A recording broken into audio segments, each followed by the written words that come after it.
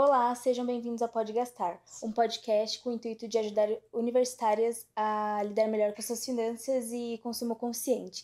Eu sou a Ana Beatriz, eu estou aqui com a Giovana. E hoje nós temos o prazer de receber Romani Fortes, que é formada, mestre e doutora em Ciências Econômicas e também é nossa professora aqui na ESEG. Olá, boa noite, muito prazer. É um prazer enorme estar aqui com as minhas alunas queridas, principalmente para falar de um tema tão pertinente, tão relevante na atualidade. Meu nome, como elas já disseram, é Romani Fortes, sou economista, mestre e doutora em Economia do Desenvolvimento e sou professora universitária, além de gerente de projetos educacionais em uma empresa do terceiro setor. Hoje nós vamos falar sobre um assunto que afeta muita gente, especialmente jovens e universitárias mulheres, que é o endividamento e a inadimplência. E para dar início aqui ao nosso assunto, eu vou ler um dado sobre uma notícia do G1. Bom, de acordo com a Confederação Nacional do Comércio de Bens, Serviços e Turismo, a CNC, 77,9% das famílias estavam envolvidas em 2022 do ano retrasado. Estavam endividadas. E de acordo com a CNC, a maioria dos endividados são mulheres que têm menos de 35 anos e ensino médio incompleto. Moradoras também das regiões sul ou sudeste, cujas famílias recebem até 10 salários mínimos. Então, de acordo com os dados apresentados, quais podem ser as possíveis causas, para esse cenário e as possíveis consequências, na vida dessas pessoas envolvidas? Eu acho que é uma questão muito sensível, muito nevrálgica, o caso das mulheres jovens, Sim. Eu acho que a gente pode analisar esse cenário por dois ângulos completamente diferentes. Um é que nós temos mulheres que são sustentáculos financeiros de famílias inteiras. Isso pode estar associado, como os dados do IBGE demonstram, à gravidez precoce, gravidez da adolescência. Em quase totalidade desses lares, não existe a figura paterna e nem o provimento masculino. Então, um dos motivos pode ter essa raiz social e, evidentemente, quando essa mulher se vê muito jovem, com baixa escolaridade, ela acaba tendo uma renda não compatível com as necessidades da família. Isso pode levá-la, eventualmente, ao endividamento e a se tornar inadimplente. Essa é uma forma da gente justificar uma eventual causa para o inadimplemento ou para o endividamento. Só que, quando você me coloca um dado, associa um dado de que são famílias, geralmente, com até 10 salários mínimos, a gente está falando de uma renda familiar em torno aí dos 14 mil reais, 14, 15 mil reais, o que não é uma renda familiar baixa. Uma renda familiar dentro do extrato de renda, dos extratos de renda brasileiros, é uma renda bem acima de uma média, de razoabilidade. São vários motivos que levam ao endividamento. Eu acho que um deles está associado à falta de educação financeira, que eu sei que é um assunto que a gente ainda vai tratar na programação de hoje, mas tem muito a ver com um apelo de consumo que tem a ver com o sistema econômico clássico de origem capitalista. E nós mulheres temos muitos gastos, Tudo muito caro. Tudo muito caro. Na realidade, ser mulher, é muito caro. É caro. É caro, sim. Outro dia eu estava vendo algo bem interessante numa entrevista sobre relacionamentos e tal, e o entrevistado estava falando, um homem, ele coloca uma camiseta preta, uma calça jeans, ele está pronto para qualquer encontro, A mulher, ela tem que ir ao cabeleireiro, ela faz a unha, ela prepara o pé, enfim, ela tem todo um arsenal de itens, É uma roupa nova para cada encontro. É uma roupa nova, enfim, então assim, ela vai, mas a gente tem que colocar que nós somos bombardeadas com certeza com apelos de consumo. Nossa. Então você chega a ser até estranho, porque você pensa em alguma coisa, às vezes você fala sobre alguma coisa perto do seu celular, por onde você é monitorado o tempo todo, e aí daqui a pouco aparece a propaganda ali do que você comentou que estava precisando, né? Mas eu acho que, eu não vi o dado estatístico, mas eu arrisco dizer que nós temos muitos homens com a mesma característica de consumo. A única diferença é que os homens consomem outros itens. Exatamente. Tá? Outros itens. A natureza dos bens e serviços consumidos pelos homens é diferente, mas o comportamento é humano. Sim. Independe do gênero. Eu acho que tem muito a ver com isso, né? Sim. Se a gente pudesse pegar um dado mais fechado, mais detalhado, vocês vão perceber que nós temos muitos homens também endividados, inadimplentes. Os percentuais não devem ser tão diferentes. Tá? Sim. Tem a ver, para organizar o nosso pensamento, eu colocaria, eu acho que tem a ver com os apelos de consumo, questão quase um comportamento quase apelativo, no sentido de que você é bombardeado com propagandas de tudo quanto é tipo, né? Tem a ver com a atualidade, com a contemporaneidade associada às redes sociais, onde todo mundo aparece bonito, maquiado, bem vestido. Agora estamos na época da harmonização ou desarmonização facial, né? Como bem quiserem. Quem gosta, ok, né? Onde as pessoas também aparecem sempre viajando, sempre comendo em lugares mais caros, apurados. Então, dá uma impressão, e observem o que eu estou dizendo, apenas uma impressão de que todo mundo vive um sonho de consumo. Sim. Exatamente. Não é? Essa é uma questão psicológica que afeta o comportamento humano. Seja de jovens ou não tão jovens assim, seja de homens ou mulheres. Sim. Isso eu acho que tem muito a ver com o momento atual. Sim. E tem a questão financeira, creditícia, que é quase uma afronta. O Brasil é um país que cobra os juros mais altos do mundo, não é? E muitas vezes as pessoas não têm educação financeira, não conhecem qual o mecanismo, por exemplo, de um cartão de crédito. E elas vão recorrendo a recursos financeiros ou a produtos financeiros de naturezas diferentes e acabam se enrolando, se embolando com tantas linhas de crédito. Sim. Então são formas assim, a gente não tem como generalizar e dizer, olha, a causa é X. Não tem como, né? Até porque cada pessoa vai ter um padrão de consumo, cada família, a gente coloca nesse agrupamento e os motivos que podem ser elencados como causas, acho que são esses que eu já enumerei. Tá bom?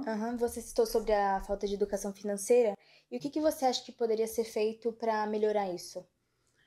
Olha, eu sou partidária de que toda criança deve ser educada financeiramente.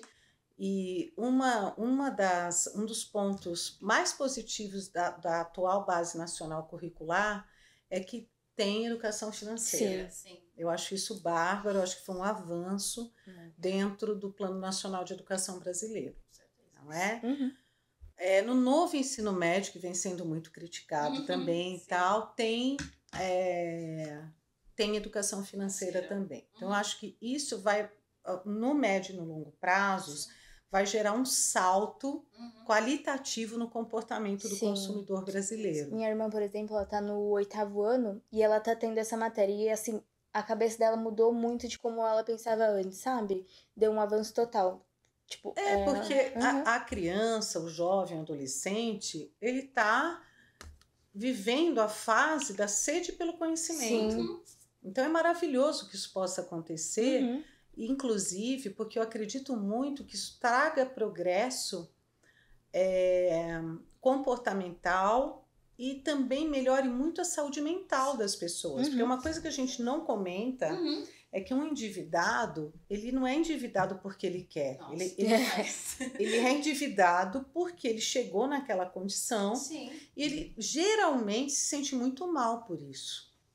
Nós temos, eu que trabalho com finanças, sou economista, ao longo da minha trajetória profissional, eu soube já de muitas histórias de pessoas endividadas, inclusive tem gente que se mata. E aí vai a minha dica, não se mate por causa de dívida, pelo amor de Deus, não faça isso. Porque a dívida é um momento, é um ponto no seu percurso. Sim. Existem soluções e o tempo vai solucionar essa problemática. Então, assim, nunca enverede por um caminho muito radical, né? Sim. A gente não pode se esquecer que para todo problema existe sempre uma solução. Sim. Procure um profissional que te apoie, busque um advogado especializado em direito bancário que possa te apoiar nesse momento. Hoje o Brasil conta com uma lei, a lei que a gente chama de lei dos endividados, né? Mas é uma lei do superendividamento, que é uma lei bem recente e que possibilita que a pessoa se declare como altamente endividada e que possa negociar com seus credores em bases plausíveis, vamos dizer assim, possíveis. Então, existem recursos, procure por ajuda, não se entregue ao endividamento como o fim do mundo, porque não é o fim do mundo, tá? É isso. E qual você acha que é os erros mais comuns que as pessoas têm ao lidar com crédito e investimento que causa inadimplência? Então, a inadimplência, ela é causada quase na totalidade dos casos por falta de planejamento financeiro. A gente tem que fazer uma conta, olha, pode ser no caderninho, não precisa ter uma planilha, você pode fazer no caderninho, não importa. Você tem que saber qual a sua renda e qual a sua despesa. E tem até uma brincadeira, né? Tem um meme que fala assim, gente, todo mundo tem que ter uma reserva de emergência. E tem a brincadeira, gente, pobre, todo dia para pobre é um dia de emergência, né? Quem já não ouviu essa brincadeira, né? E se você está falando de alguém com baixíssima renda, que não consegue suprir nem seus custos fixos, o que a gente coloca qualifica como sendo custo fixo, né? O custo associado à sua moradia, à sua alimentação, ao transporte, ao vestuário básico de todos os dias, né? Calçados, vestuário e ao lazer. Se vocês pegarem pelo IBGE, você tem uma classificação do que é um custo de subsistência, vamos dizer assim. Só que, convenhamos, o ser humano ele não é feliz só pagando o seu custo fixo, né? Porque ninguém explicou pra gente que, olha, não tem problema nenhum em gostar de consumir. A gente consumir é bom, gente. É bom.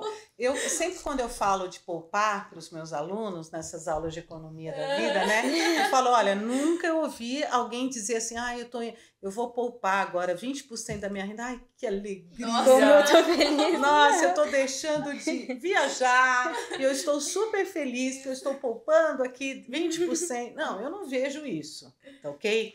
Mas, na realidade, a gente tem que começar a ter uma visão um pouco mais racional do consumo. E poupar, reservar uma parte da sua renda, nada mais é do que adiar o consumo. Você não vai deixar de consumir. Apenas você vai pegar 20% da sua renda, 10%, não importa o percentual, tá? Que sejam 5% da sua renda. Pegue algum percentual e faça uma reserva. Não importa o valor. Se você está guardando R$10, R$100, R$1.000, não importa. E vai chegar um ponto que reservar valor, principalmente quando o dinheiro começar a trabalhar a seu favor. Ele vai trabalhar por você quando ele chega num determinado patamar de investimento. E aí você descobre que você tem uma renda secundária através da remuneração, que os juros vão prover dessa aplicação. Essa é a hora prazerosa da poupança. Aí você fala, valeu a pena. Valeu a pena. Mas leva um tempo de maturação. Com certeza.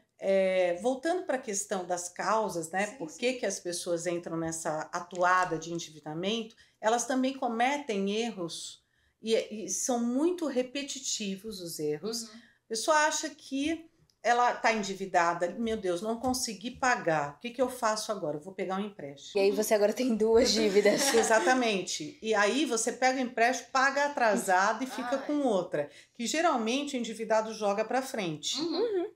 Aquilo vai virando uma bola de neve.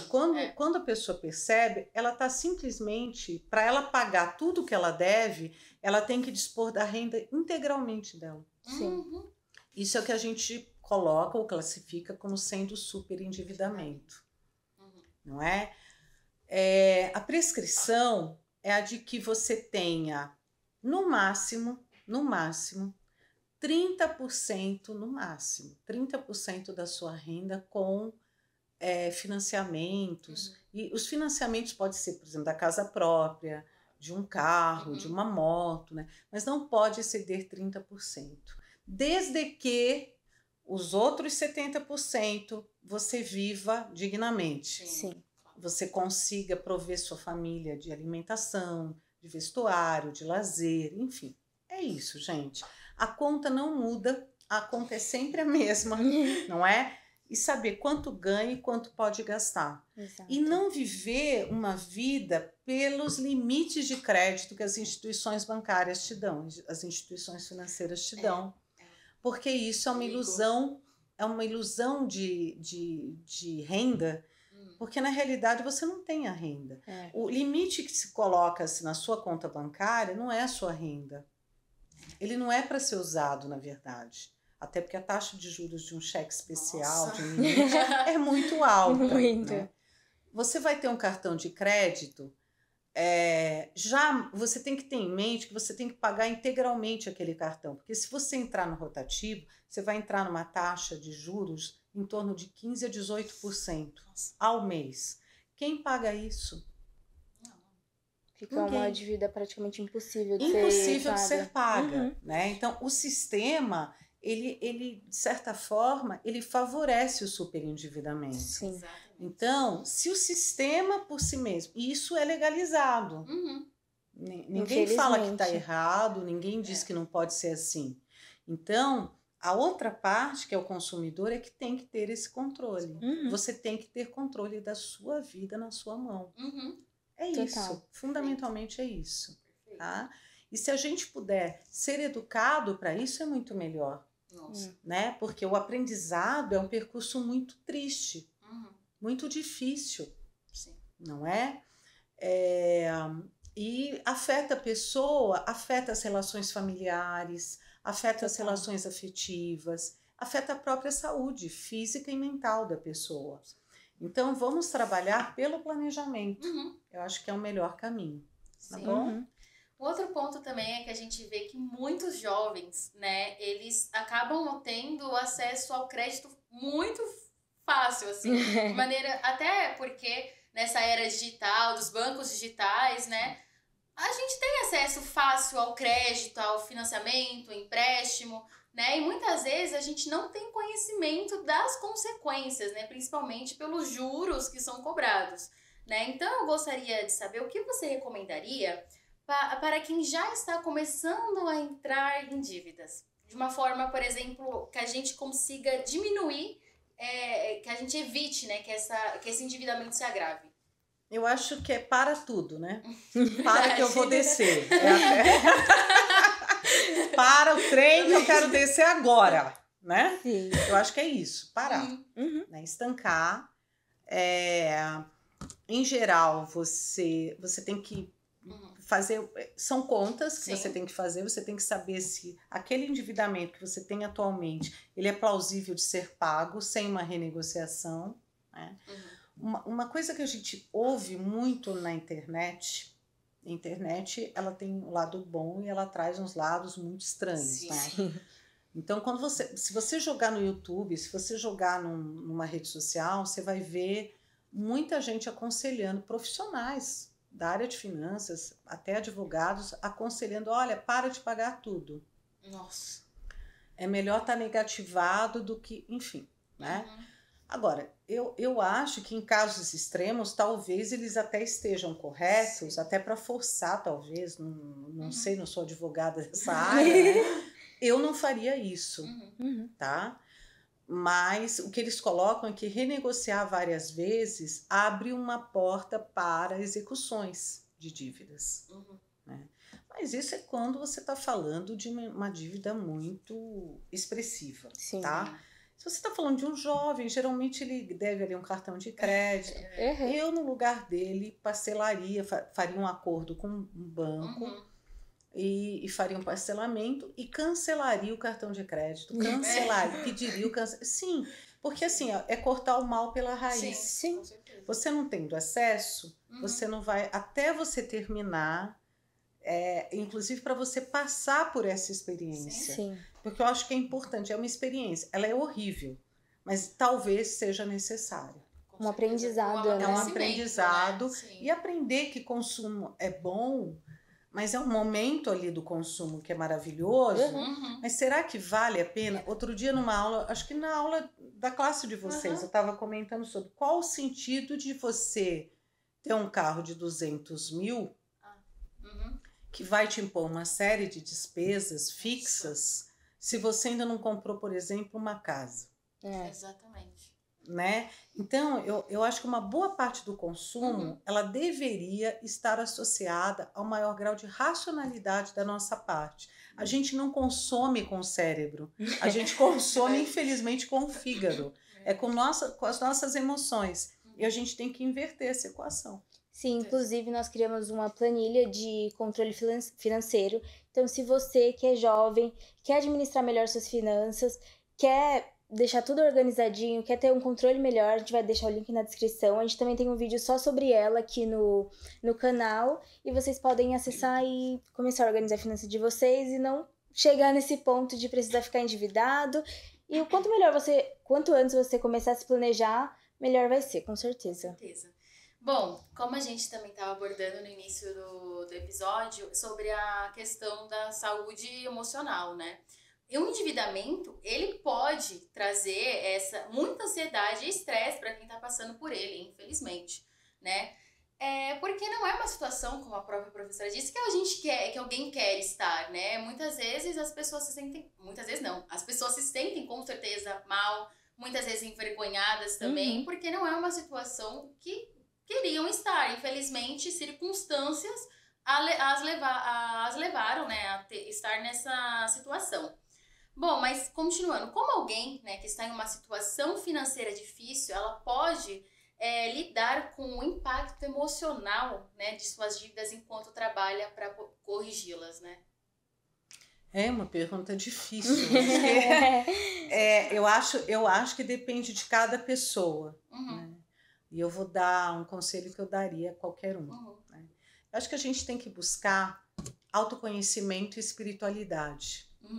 Eu acho que o contato com Deus acaba sendo um facilitador para que a gente possa fazer os piores percursos, os percursos mais desafiadores com força interior.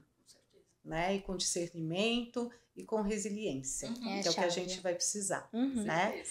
Mas existem recursos profissionais também. Hoje a rede pública oferece serviços de psicologia, de psiquiatria, porque muitas vezes a pessoa fica tão alterada com aquela situação que ela não consegue mais dormir.